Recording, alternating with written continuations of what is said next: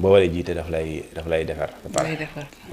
c'est clair ñu jeexal ak Waly Diouf Bodiang ca port bu Dakar moom ginnaaw yenn ci ay journaux bi ñu génnee wax yenn ci ay jafe-jafe yu am foofee ca port jàpp ne sax mbir yi dafa dellu ginnaaw moom def na benn poste tontu leen nee na le port de Dakar se porte bien et a progressé en termes de trafic, de chiffre d'affaires et de bénéfices réalisés. N'en déplaise aux journaux dont les conventions de complaisance ont été résiliées moom foofu la ko teg ci ñi nga xamante ne ni ñoom ñoo bind mbir yi également moom it peut-être benn règlement de compte la ci gis c'est les réponses yi nga xamante ne ni venant de Waly Diouf Bodiang également dañu koy gis souvent muy def ay sorties di daal même bu fekkee da nga wax Ousmane Sonko wala nga wax dara ci réew mi cette fois fii mu nekk ko moom directement muy tontu presse bi nga xamante ne ni ñoom ñoo bind loolu. Waly Diouf moom noo def mu dóorlu ko. ok noo def mu dóorlu ko. moom day waxaale soxlaam def communication taxaw fa la di seetaan yoonam nekku si léegi il faut au lieu mu joxe information yi il faut mu laal ci journaliste yi. waaw laal na yéen da ngeen mer bi mooy dañoo suspendre seen convention moo tax léegi doo leen wax lu baax si sama si nguur gi waaye na ngeen xam ne man direction bi may jiite di port. loolu ngeen di wax dara nekku ci maanaam moom mu ngi ça va tout se passe bien. am na avancé voilà mbir mi daal mu ngi dox. et loolu je pense que pare dafay joxe ay statistiques. xam nga statistiques yooyu noo ko mën a lire waaye joxe na ko fii mu ne trafic maritime au port autonome de Dakar PAD au mois de décembre 2024. L'activité portuaire au port autonome de Dakar affiche une contre-performance de 17,1% comparativement au mois précédent, c'est-à-dire au mois de novembre 2024. Mu ne cette situation fait suite à la baisse simultanée des débarquements, moins de 24,9%, et des embarquements, moins de 5% sur cette période, la période de novembre à décembre. Alors mu ne le repli des débarquements est dû au fléchissement de deux de ces produits de la mer, moins de 31,3%, des hydrocarbures raffinés, moins de 24,7%, et dans une moindre proportion des marchandises diverses, moins de 1,4%, et une moindre mesure des produits de la mer, moins de 4,5%, ainsi que des marchandises diverses, moins de 1,4% sur le cumul des 12 mois de 2024, c'est-à-dire janvier 2024 et décembre 2024. L'activité maritime au port autonome de Dakar se dégrade de 14,7% comparé à la même période de 2023. Donc, mu joxe ay montant par exemple mu ne débarquement pour décembre c'est 1250 milliards, marchandises diverses c'est 709,2 milliards, bu dee septembre c'est 1030 milliards. Ça veut dire que li mu la bëgg expliquer fii mooy xala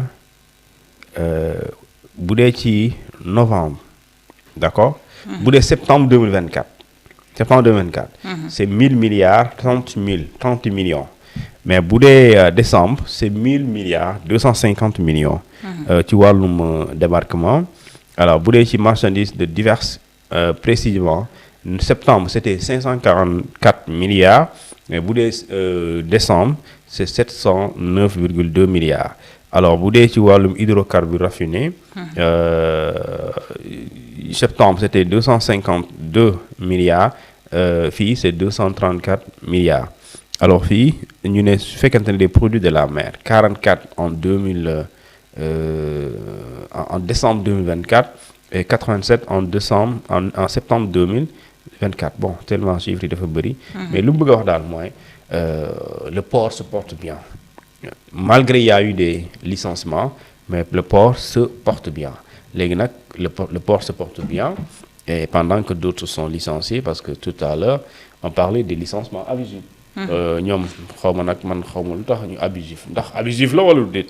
loolu sauf les directeurs wala les structures les agences yi licenciés ñoo mën a expliquer ci loolu. Est-ce qu'il y a abus ou pas? Abus ou pas?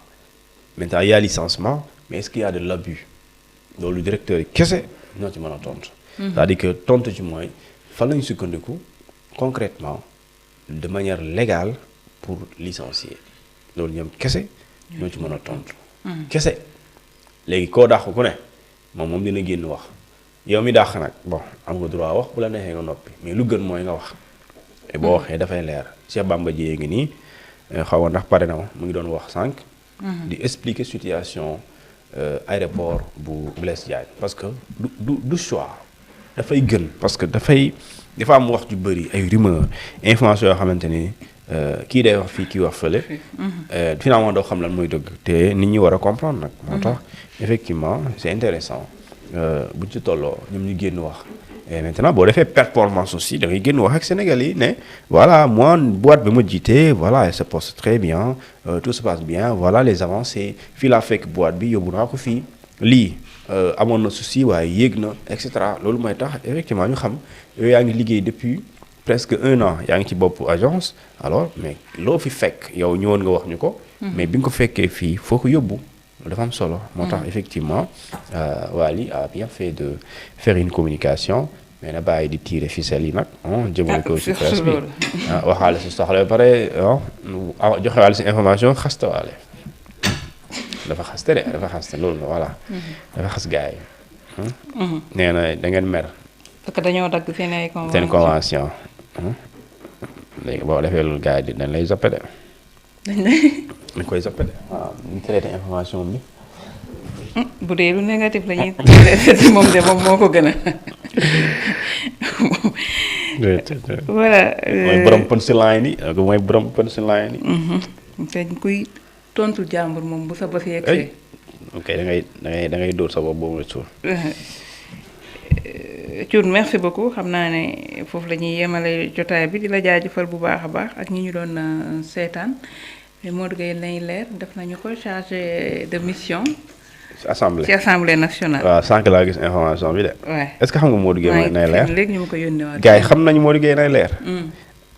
xam nañ ko war nañ ko xam ñeme naa fi teg est-ce que ma teg fi son Modou Gueye Nay Leer. Cheikh Anta. tegal son bi en même temps Cheikh Anta moom am na photo bi.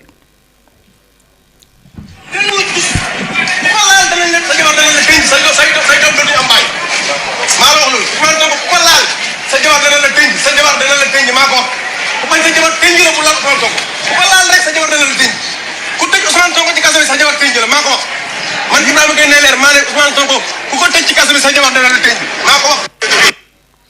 kii mooy Ibrahima Gueye Nay Leer Ibrahima Gueye Nay Leer ma ne Modou Gueye Ibrahima Gueye Nay Leer. non kii la ah kon xam nga Ibrahima Gueye Nay Leer.